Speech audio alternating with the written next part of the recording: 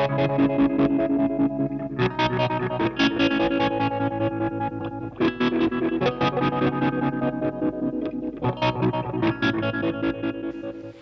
everyone, in this video I'm going to be talking about selling guitar pedals on eBay. I'm not going to be talking about legalities of this, I'm not going to be talking about copyrights, I'm not going to be talking about ethics, I'm not going to be talking about any of that stuff. It's been covered a million times before. I'm just going to be talking about how to list your pedal on eBay, the method that I use. It may help you sell your pedals as well.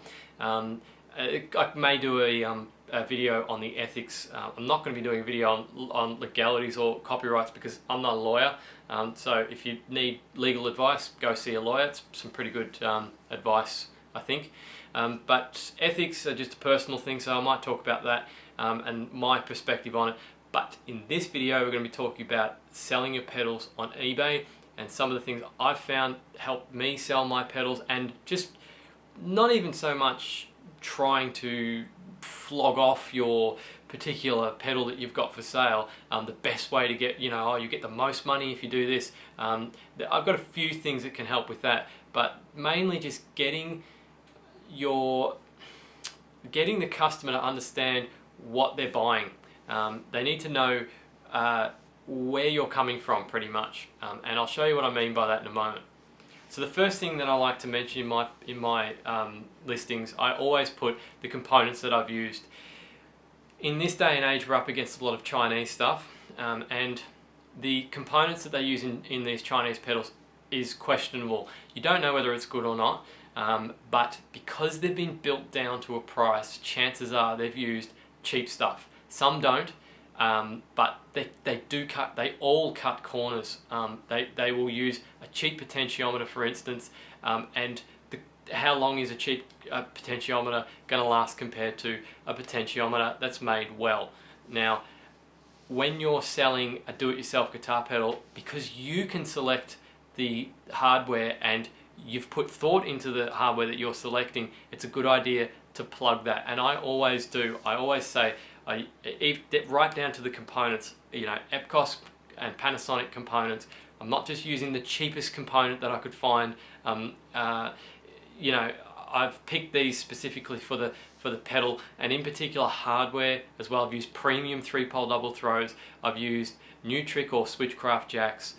I've put thought into the components and the hardware that I've put in this pedal.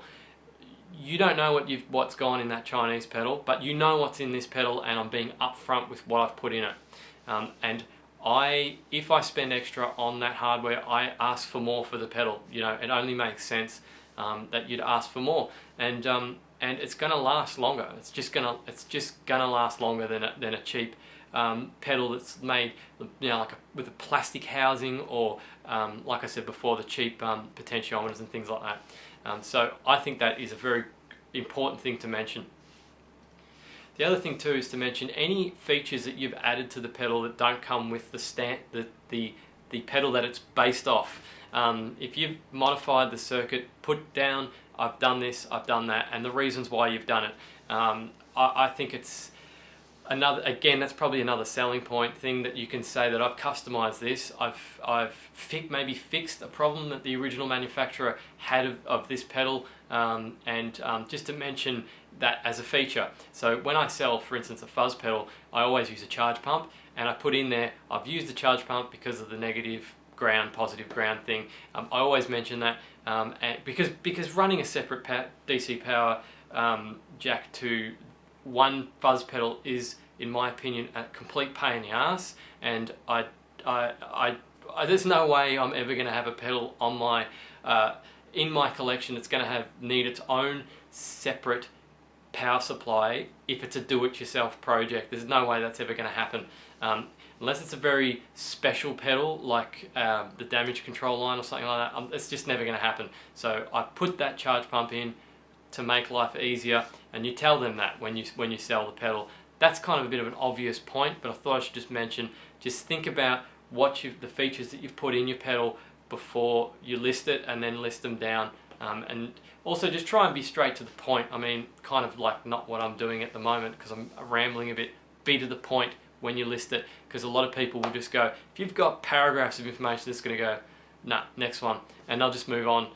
So just try and get as much information as you can in the shortest window that you can as well. The next thing is showing gut shots. I think it's important to show gut shots. I always do, I always have, even when my builds weren't as neat as they are these days, I still showed gut shots because I think it shows the potential buyer where your experience lies, how good at building the guitar pedals you actually are. So even if they're not as neat as this one, which is a pretty late, pretty recent build, and it's obviously very neat. Even if they're not that clean, you should still show. I believe it's probably a bit of an ethical thing, I guess. I believe that you should show the gut shots because it's being upfront with the person buying it. If they open the back up and look inside and it's just like spaghetti, they're going to go, "What the hell is going on in here?" I think it's just more upfront with the buyer, and they know that you're a do-it-yourself guitar pedal builder. You're not a factory, so you have to be honest with them about your experience level. I also like to sign the back of the thing. It doesn't have anything to do with anything, but I just like to sign the back of it. So I've just got the date, my signature, my initials, and what the actual pedal is. It's just something that I like to do a little sort of custom touch. Because you spend a lot of time building a guitar pedal, you become attached to it.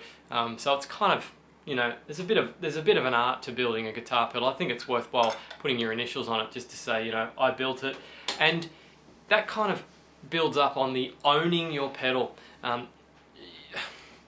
There's a bit of a mentality of offloading pedals on eBay, and then that's it. I sell a pedal and then I never want to know about it again. If it blows up, it blows up.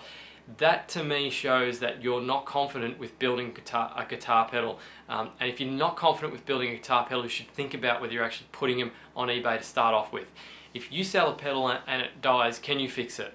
Now, I wouldn't hold that too closely, right? Because if you had that mentality, you'd never sell anything, right? So you've got to be sort of realistic with yourself. But you want to know, at least have a method of being able to fix a guitar pedal if it died. When I first started, I built runs of pedals, 5 pedals in a go. I actually made an extra PCB in case any of those 5 died. I could just pull the PCB out and solder in a new one and it would be fixed, right? It's a crude method of fixing a pedal, but I could fix it. So that was a method that I chose. Fixing doesn't necessarily mean going around with the voltmeter and finding the cause of the problem. It just means being able to fix it. Or worst case scenario, just give them a new one, make a new one for them and go, there you go, this one works, and you're done. So just back up your product. I always put down the bottom of it. If you have any issues with the pedal, you let me know and I fix it. That's how it works. There's no misunderstanding here. I'm not selling you something and then I'm just going to walk away from it and you're never going to see me again. I think that gives the do-it-yourself guitar pedal community a bad look as well. You definitely want to back up your pedal. I can't stress that anymore, and it gives the buyer confidence as well, because if you don't put that on there, they're just going to think, I have no idea what's going to happen when I buy this pedal. I could plug it in and it could die in a week, and then this guy's just going to disown it. Whereas if I buy a cheap Chinese one, they'll give me a new one if it dies. You know, that doesn't sound good at all. And it makes us look pretty bad. So I always put down, I'll fix it. And I don't care how old my pedals are. If someone comes back to me and says it's busted, I'll fix it, because I'm attached to the pedal. I want to make sure that they're happy with it, and I'm representing the do-it-yourself guitar pedal community at large. Now, I also like to take a nice clear photo of the pedal, and I mention any defects or stuff ups that I've done on it. Again, I've just been upfront with the buyer. If I've got a huge scratch on the front of it, I say there's a massive scratch on the front. That's just what I do. This is actually going on eBay. I built 2 of these, my Hydra Fuzz. That's why I keep showing you, and that's where this video came from, because I was thinking about this topic as I was putting it on eBay. So you want to take a nice clear photograph of it, and you don't need a fancy camera like something like this. I use this photo for this listing. My wife's into a bit of photography, so I've got a few cameras around, and that's probably even a better option because you can set the exposure and do all sorts of stuff. But you don't necessarily need a serious camera like that. I mean, you can just use your phone. Just make sure you take a focused photograph of it. And the way that I do it with these cameras, you're not going to be able to do this with your mobile phone, but that's one of the reasons why I use one of these cameras is, and I'll just show you, so that I can put it on this tripod and it will take a focused shot, because I'm not holding it with my unsteady hands and it won't be a blurry shot. Also, I think something that I've found to enhance the photo, make it look really bright and professional, take your pedal outside. If you don't have good lighting in your house, don't take this dark, dim photo, or get a lamp and put it next to it. They just look crap. Trust me. Take the pedal outside, put it on some white paper, and take a photo outside, and it'll be bright and it'll look much better. So I could probably ramble on about how to list stuff on eBay for quite some time. I think I've covered a lot of what I actually wanted to say. Just mention what's in the pedal. If you're using high quality parts, be clear with the customer. Make sure you explain to them what it includes, what it doesn't include. If it doesn't include a battery snap, battery power, then put that on there, because you will piss people off if you don't put that on there, and they buy it and they open up and they go, I use batteries and I can't put a battery in this. That sucks. You want to put it on there. Doesn't include a battery snap. Be nice and clear with the customer. Back up your product. I can't stress that more. Have confidence in your abilities and back it up. Remember, you're representing all of us when you sell a guitar pedal, and there's a lot of guitar players out there that don't have any confidence in do-it-yourself pedals for that reason, that they're often not backed up with the word of the builder that he will fix it if something happens. And take nice clear photos as well. I think that's also important. So I hope that helps you to sell your pedals. And I'll probably do another video, I think, on the ethical consequences of selling a clone pedal. My opinion is going to be all that it is, but I think I'll do that video next. So thanks for watching. Don't forget to subscribe for more do-it-yourself guitar pedal tutorials, demos, and videos. Thanks for watching.